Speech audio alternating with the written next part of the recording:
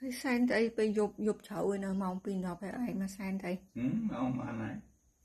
Rồi, mau đọc pin đã. Pin đọc dục hay mà ai sang này cái đài dục chẳng. Mình ấy thế.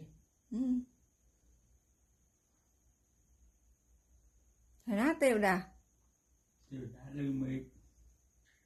Tiêu đã mới cho sang pin chẳng. Tiêu sang sang bập rập.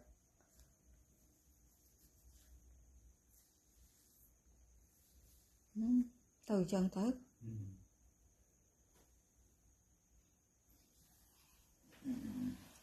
Chẳng nói đề từ. Lương tiếng mình chạy hả? Lương tiếng chạy tới. Tiếng đột hả?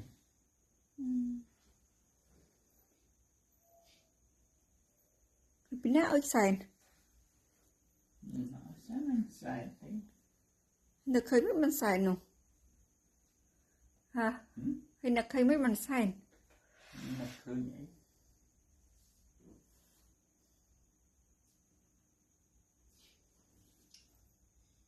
Nhưng mà xài thằng cái đà dùng chẳng. Nhiệt thú. Ba này, lột ra. Lột tiền ra. Lột vây ra, tiền ra. Không ơi. Lột tới. Xài nào ấy phong tiền ra.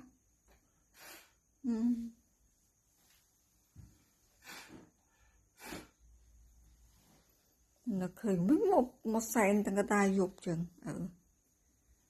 Ê Vinh đó.